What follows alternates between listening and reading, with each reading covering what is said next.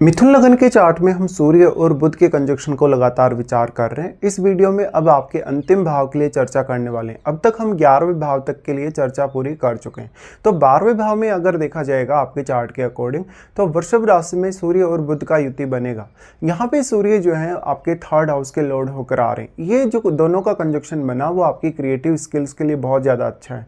आपके जो भी कहीं ना कहीं आपका टैलेंट होगा, जो भी आपकी प्रतिभा होगी, हालांकि थोड़ा सा आप छुपा रुस्तम कभी कभी साबित हो सकते हैं बार वगैरह होने की वजह से। ऐसा जब तक कोई बहुत अच्छा बड़ा क्रिएटर, कोई बहुत फेमस व्यक्ति हो सकता है। ऐसे में आपका कोई स्टूडियो वगैरह हो सकता है जहाँ पर आप रेगुलर अपना काम वगैरह करते हो। बुध यहाँ कम्युनिकेशन के मामले में तो आपको काफ़ी ज़्यादा हेल्प करेगा ही करेगा, दूसरों के सामने अपने आप को प्रकट करने, अपनी बातों को कहीं ना कहीं प्रकट करने के लिए भी। लेकिन ऐसा जो बुध है वो आपको फॉरेन से जोड़ सकता है सूर्य के साथ होने की वजह से, और अक्सर आपका या तो विदेश यात्रा होती रहे, आपका इंपोर्ट या एक्सपोर्ट से रिलेटेड कोई काम हो, या डायरेक्टली या इनडायरेक्टली विदेश से आपको किसी भी तरीके से धन या दौलत मिलती हो। सूर्य और बुध का यहाँ आना आपको लेट नाइट तक जगाए रख सकता है, क्योंकि सूर्य की फायर पावर यहाँ इस हाउस को मिल रही है, और इस हाउस के जो स्वामी है वो शुक्र है। शुक्र जितना अच्छा आपके चार्ट में प्लेस्ड होगा उतना ही ज़्यादा आप में जो नेचुरल टैलेंट है या जो नेचुरल प्रतिभा उसकी वृद्धि होगी। सूर्य अब बुध को कितने ज़्यादा प्रभावित कर पा रहे हैं, देखिए जनरली गोचर के हिसाब से देखा जाएगा तो बुध अक्सर सूर्य के क्लोज ही होते हैं। बट बुध यहाँ पे हो सकता है सूर्य से अस्त हो, बुध हो सकता है यहाँ पे वक्री भी हो। वक्री होने के केस में बुध का जो प्रभाव है थोड़ा कम अवश्य हो सकता है, लेकिन अगर बुध अस्त हो जाते हैं तो वो सूर्य से फायर पावर प्राप्त करेंगे, इसलिए फिर बुध से रिलेटेड गुण थोड़े और ज़्यादा इन्हेंस हो जाएंगे। लेकिन बुध आपको स्वयं को रिप्रेजेंट कर रहे हैं, स्वयं को रिप्रेजेंट करने की वजह से ज़रूर ऐसा व्यक्ति थोड़ा अंतर्मुखी टाइप का हो सकता है, या वो कभी कभी बहुत अच्छे से अपने आप को लोगों के सामने रिप्रेजेंट नहीं कर पा रहा, भले ही उसमें कितनी ज़्यादा प्रतिभा है, कितना ही ज़्यादा टैलेंट है, लेकिन फिर भी। इसलिए यहाँ दूसरे किसी भी अन्य प्लैनेट पे आपको डिपेंडेंट होना पड़ेगा। सर्वप्रथम तो आपको शुक्र पर ही डिपेंडेंट होना पड़ेगा कि शुक्र जितना अच्छा आपके चार्ट में प्लेस्ड है उतना ही ज़्यादा आपको फ़ायदा मिल सकता है।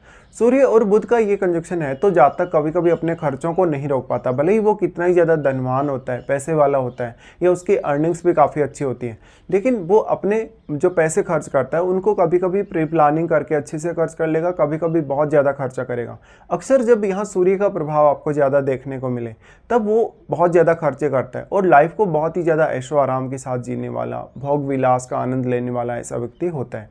ऐसा व्यक्ति जहाँ भी जिस भी फील्ड में काम करेगा अपना डोमिनेशन बहुत अच्छे से दिखाएगा, वो अपनी प्रतिभा का जो प्रदर्शन है वो बहुत ही अच्छे से कर पाएगा ऐसा जातक। लेकिन अपने काम में प्रारंभ में बहुत ज़्यादा समय लगाने वाला होता है। बहुत जल्दी ऐसे जातकों को हालांकि सफलता नहीं मिलती, थोड़ा सा आपको देरी हो सकती है। आपकी 25 की एज या इवन आपकी जो 30 की एज है उसके आसपास आपके सफल होने के चांसेस ज़्यादा रहते हैं। ऐसे जातक पढ़ाई लिखाई में या इंटेलिजेंस के मामले में भी बहुत ही ज़्यादा अच्छे साबित होते हैं। बट ऐसा कंजक्शन 12वें घर में बन गया तो कभी कभी ये फैमिली के लोगों के साथ आपके मतभेद करवा सकता है, विवाद करवा सकता है। पिता के लिए ये स्थिति उतनी अच्छी साबित नहीं होगी, या तो पिता के स्वास्थ्य को लेकर कुछ ना कुछ प्रॉब्लम्स रहेंगी, या तो पिता से आपको काफ़ी अलग होना पड़ेगा, परिवार से आपको दूर जाना पड़ेगा। यहाँ पे बुध आपको स्वयं को रिप्रेजेंट करने की वजह से कहीं ना कहीं सूर्य का जो प्रभाव है, सूर्य का जो नेचुरल पावर है वो आपको प्राप्त होगा। इससे भले आपका कॉन्फिडेंस बहुत ज़्यादा बूस्ट हो जाएगा, आपकी टैलेंट बहुत ज़्यादा होगी आप में, या टैलेंट भी बूस्ट होगी इससे, लेकिन जो जनरली जो आपका व्यवहार है, जो एक नेचुरल जो आपका व्यवहार है वो कहीं ना कहीं बना हुआ रहना चाहिए। इस वजह से फिर आपको बुध की स्थिति पर ही विचार करना होगा। इसके साथ साथ इसके लिए फिर लगन में बैठा प्लैनेट भी उतना ही ज़्यादा महत्वपूर्ण है। लगन में बैठा प्लैनेट क्योंकि बुध के घर में बैठा है और उसकी दृष्टि भी आपके 7th घर पर रहेगी, जिससे वो आपकी मैरिज, रिलेशनशिप, आपकी पब्लिक डीलिंग को काफ़ी प्रभावित कर पाएगा।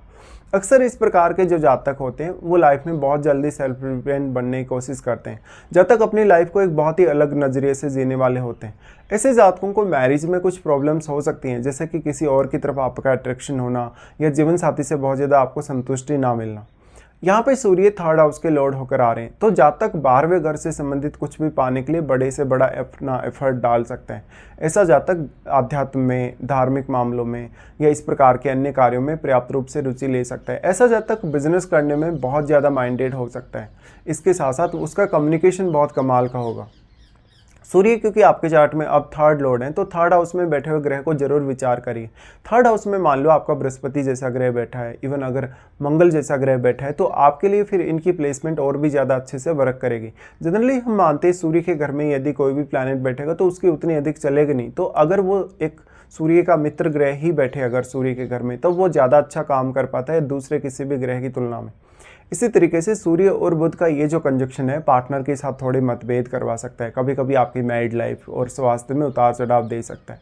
इस प्रकार के कंजक्शन की वजह से आप में बहुत ज़्यादा एबिलिटी है, आप में हर प्रकार की चुनौती से निपटने की, हर प्रकार की समस्या से निपटने की प्रतिभा है, लेकिन आपको जस्ट अपनी प्रतिभा को पहचानने की आवश्यकता है। यहाँ पे फिर इन दोनों का जो दृष्टि है वो आ जाता है आपके छठे घर पे, जहाँ पर आपको रूटीन लाइफ को मैनेज करने, रूटीन लाइफ में अच्छे से डिसीजन लेने, वर्क प्लेस पे बहुत कंफर्टेबली काम करने के लिए दोनों ही ग्रह आपको प्रेरणा देते हैं। इस तरीके से आप अपने बॉस के काफ़ी चहेते हो सकते हैं, आप अपने कलीग्स के बहुत ज़्यादा चहेते हो सकते हैं, भले कुछ मामलों में आप उनको डोमिनेट अवश्य करेंगे। अब जो आपके छठे घर में बैठा प्लैनेट है उसका विचार करना आपको काफ़ी ज़्यादा जरूरी हो जाएगा, क्योंकि जो यहाँ पर छठा ग्रह आपका मंगल से रिप्रेजेंट होने वाला ग्रह है, इसलिए सूर्य का प्रभाव तो वैसे भी यहाँ काफ़ी अच्छे से वर्क करेगा। सूर्य आपको प्रतियोगी परीक्षाओं में काफ़ी अच्छे से सफलता दिला सकते हैं। सूर्य जिस भी काम में आप रहेंगे उस काम में आपकी रूटीन लाइफ को काफ़ी फास्ट बना सकते हैं, आपको आत्मविश्वास बहुत अच्छा दे सकते हैं। इसी तरीके से किसी भी प्रकार की समस्या या चुनौती से निपटने की क्षमता भी सूर्य आप में बहुत ज़्यादा बढ़ा सकते हैं। आपका किसी के साथ विवाद है, लड़ाई झगड़ा है, आपने कोई कर्ज जैसे स्थिति का सामना किया है, उन मामलों में सूर्य आपको बेहतरीन सपोर्ट करेगा। और यहाँ सपोर्ट तो आपको बुध भी करेगा, बट बुध के पास वो लॉजिकल पावर है। लॉजिकल पावर की वजह से आपके लिए क्या सही है, क्या गलत है, या कौन सा फैसला आपको कब लेना चाहिए, इसका विचार आप आसानी से कर सकते हैं।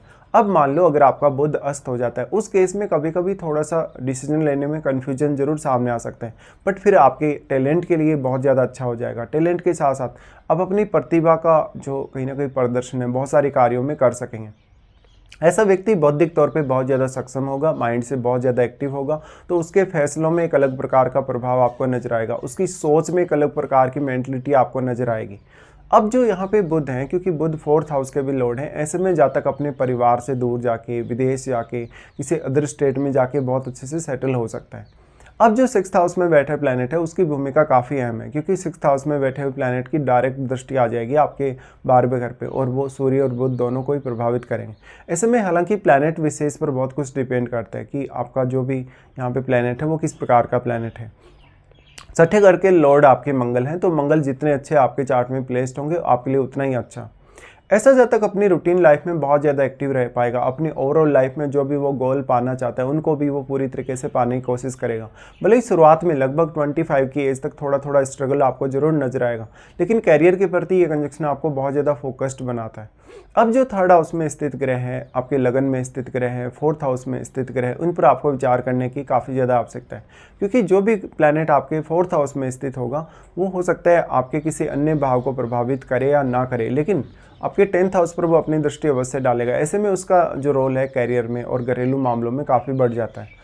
इसी तरीके से कोई भी प्लैनेट आपके यहाँ पे अगर मान लो लगन में बैठा है, लगन में बैठने की वजह से उस प्लैनेट का प्रभाव आपके 7th भाव पे रहेगा, जिससे आपकी मैरिज और रिलेशनशिप पर भी उसका प्रभाव आपको अवश्य नजर आएगा। इसी तरीके से 3rd हाउस की बात करें तो आपके कम्युनिकेशन को यहाँ बैठा प्लैनेट प्रभावित करेगा, आपकी ट्रैवलिंग को प्रभावित करेगा, आपकी ओवरऑल जो लाइफ में प्लानिंग है, जो रूटीन की प्लानिंग है, या जो अन्य भी आपकी कोई भी प्लानिंग है किसी भी पर्टिकुलर कार्य को लेकर, उसको भी प्रभावित करेगा। तो भले ही शुरुआत में ऐसे जातक थोड़े छुपे रुस्तम टाइप के होते हैं और कभी कभी वो बहुत खुलकर सामने नहीं आ पाते, अपनी एबिलिटी को वो बहुत अच्छे से दिखा नहीं पाते लोगों के सामने, बट उनमें प्रतिभा होती बहुत ज़्यादा है और वो धीरे धीरे अपने आप को समझते हैं। समय के साथ साथ वो बहुत ज़्यादा मैच्योरिटी की तरफ चले जाते हैं। ऐसा कंजक्शन थोड़ा बहुत आपको जीवन साथी के साथ तनाव करवा सकता है, स्पेशली जब आप अपने जीवन साथी को, परिवार को बहुत ज़्यादा समय नहीं दे पा रहे। तो इस हिसाब से सूर्य और बुध के ये कंजक्शन के प्रभाव आपके लिए रहेंगे।